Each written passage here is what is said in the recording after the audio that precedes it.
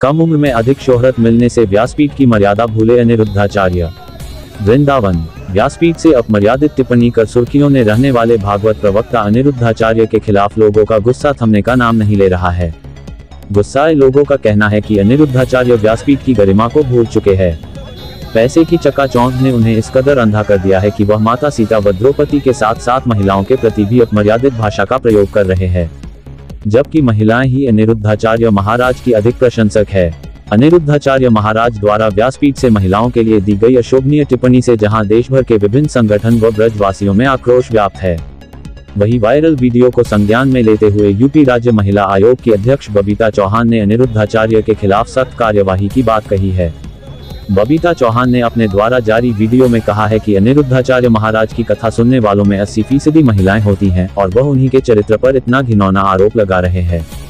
गलती करके माफी मांगना उन्होंने अपनी आदत में शुमार कर लिया है, जो कोई सॉल्यूशन नहीं है।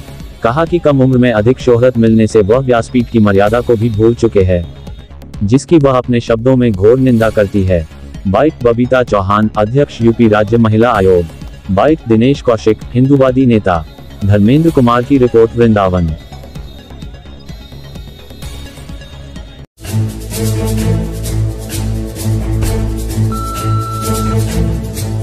जब लड़की 14 साल की होगी और 14 साल की कोई लड़की आपके घर दुल्हन बन के आ जाएगी तो उस समय तो वो बच्ची होगी, आप उस परिवार को अपना मान लेगी। लड़कियां लाते हैं 25 साल की, अब 25 साल की लड़की 4 जगह वो मुंह मार चुकी होती है। वो 25 साल की जब तक आती है तो पूरी जवान होके आती है। जवानी कहीं ना कहीं तो वो उसकी जवानी फिसल जाएगी या बच्चों का विवाह जल्दी हो जाता था। टाइम पे देख लेना, लोग फिर जल्दी शादियां करना शुरू कर देंगे। ये जो स्त्रियों के बारे में टिप्पणी करी गई, इसके बारे में बोला गया है, जहाँ पर व्यासपीठ पर बैठकर धर्म शास्त्र की बात, त्याग की बातें, मर्यादा की बातें बतानी चाहिए, वहाँ पर स्त्रियों के बारे में इस तरीके की टिप्पणियां करी जा रही है। ये बहुत गलत है। ये हमारे समाज के लिए गलत है, हमारे देश के लिए गलत है। इससे हमारे आने वाले युवा को क्या मैसेज मिल रहा है? आजकल रेप केस इतने बढ़ रहे हैं, वो क्या स्त्रियों की इज्जत करेंगे, लड़कियों की इज्जत करेंगे? पहले ही इतना कुछ हो रहा है समाज में। कम से कम देखकर, सोचकर, समझकर बोलना चाहिए और व्यासपीठ पर बैठकर ये मर्यादित बातें करनी चाहिए, ताकि ये सब औरतों के खिलाफ टिप्पणी करनी चाहिए। जिन भगवान ने स्त्रियों की लाज को बचाया है, आज वही जो भगवान के नाम ले रहे हैं वो भगवान का काम कर रहे हैं और वही स्त्रियों की लाज को खराब कर रहे हैं। तो ये बहुत गलत है। इस तरीके की बातें बर्दाश्त नहीं की जाएंगी, ये सभी स्त्रियों के लिए। और मैं स्त्रियों को भी कहना चाहती हूँ जो ऐसे लोगों को सम्मान देती हैं, ऐसे लोगों को मान देती हैं, सोचिए समझिए कि हमारा धर्म कहाँ जा रहा है, शास्त्र कहाँ जा रहा है। अनिरुद्धाचार्य ने जिस प्रकार हमारी मातृ शक्ति के खिलाफ जो बयान दिया है वो बहुत ही अशोभनीय है और निंदा का विषय है। सभी ब्रजवासी इसका विरोध कर रहे हैं। जब भी अनिरुद्धाचार्य विदेश यात्रा से वृंदावन लौटेगा तो उसका उसी के आश्रम के सामने पुतला दहन किया जाएगा और उसके खिलाफ कानूनी कार्रवाई की जाएगी, क्योंकि जिस प्रकार वो माता बहनों के नाम से अपना आश्रम चलाता है, उसी प्रकार माता बहनों का उसने अपमान किया है। बहन बेटियों के बारे में जिस प्रकार की उसने टिप्पणी की है, उससे समस्त भारतवर्ष में हमारी जो बहन बेटियां हैं वो ये कह रही हैं कि ये कैसा संत है जो व्यास मंच से इस प्रकार की टिप्पणी कर रहा है। इसने व्यासपीठ को कलंकित कर दिया है। हमारे वृंदावन में एक से एक बड़े भागवत आचार्य हैं, एक से एक बड़े संत भगवान हैं, वो सभी व्यासपीठ की मर्यादा का ध्यान रखते हैं।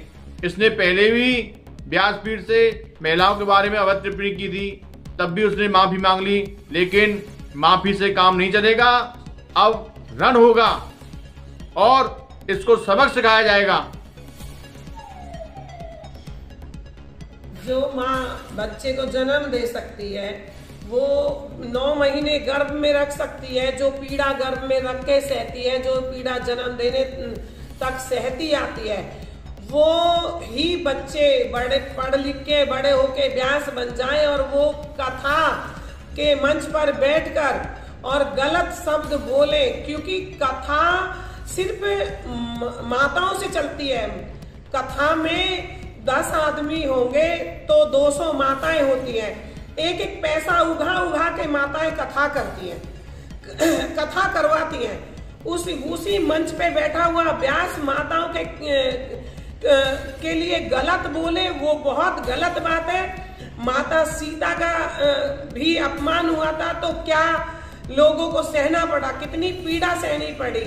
और दुर्गा भी बन सकती है, काली भी बन सकती है। और काली बन सकती है जो गलत माताओं के लिए गलत बोले तो उनका सर उखाड़ दिया जाए। जैसे अभी इटावा में एक व्यास ने हरकत करी तो उसकी चोटी काट के उसको निकाला गया।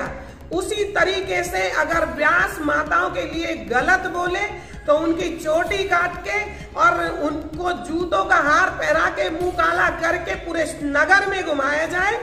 और ज्यादा बदतमीजी करी जाए तो उनका सर इस हथियार से उखाड़ा जाए। माताओं के लिए जो गलत बोलेगा उसको सजा इस हथियार से अवश्य दे। मैं डॉक्टर बबीता सिंह चौहान, अध्यक्ष राज्य महिला आयोग, अनिरुद्धाचार्य के द्वारा की गई टिप्पणी का घोर विरोध करती हूँ कि जो उन्होंने महिलाओं को लेकर इतनी हल्की बात की है, जो बेटियों को लेकर इतनी हल्की बात की है, मुझे लगता है कि इससे ज्यादा गंदी और घटिया भाषा का कोई प्रयोग नहीं कर सकता। जिसमें व्यासपीठ में बैठकर इतने बड़े कथावाचक हैं जो एक पब्लिक फिगर हैं आज, और जो मुझे कहना चाहिए कि जिनको सुनने के लिए इतना सारी पब्लिक वहाँ आती है। और जिसमें कहूँगी कि अगर फैंस की बात की जाए तो कम से कम 80% इनके कथा को महिलाएं सुनने के लिए आती हैं। उसके बावजूद ये ऐसे शब्दों का प्रयोग कर रहे हैं इतने बड़े इसमें होके, तो मुझे लगता है कि ये कोई अच्छी बात नहीं है। या तो इनको बुद्धि नहीं है या ये कम उम्र में इनको ज़्यादा शोहरत मिल गई, उसका इनको समझ नहीं आ रहा कि उसका उपयोग कैसे करें। तो कई बार होता है कि मैं तो यही कहूँगी कि विनाश काले विपरीत बुद्धि, कि अच्छा खासा लोगों को पब्लिक भी इकट्ठा कर लेते हैं, कथा भी सुना रहे हैं, सब कर रहे हैं, उसके बाद में जरूर ये कुछ न कुछ ऐसा कर देते हैं कि जो महिलाओं के लिए बहुत मुझे कहना चाहिए कि इससे ज़्यादा घटिया शब्दों का चयन नहीं हो सकता जो इन्होंने किया। तो मैं तो आयोग की तरफ से भी कहती हूँ कि हम इनका संज्ञान लेंगे। और मैं वैसे भी कहती हूँ कि जो भी कड़ी से कड़ी कार्रवाई हो सकती है वो इनको करना चाहिए। माफ़ी मांगना किसी भी कहना चाहिए किसी भी गलती का सलूशन नहीं है, क्योंकि आदमी एक बार गलती करता है, 2 बार करता है, बार बार करता है, और ऐसे कथावाचक अगर गलती करेंगे तो फिर कैसे काम चलेगा। जहाँ हम भी मंचों पर जाते हैं, ईश्वर की कृपा से बड़े बड़े मंचों में जाने का मौका मिलता है, तो हम कहते हैं भाई आप अपनी फैमिली के साथ आएं, बच्चे कथा सुनते हैं, बच्चों में संस्कार आते हैं, बच्चे हमारे भगवान राम भगवान कृष्ण के बारे में जानते हैं कि भाई क्या थे वो।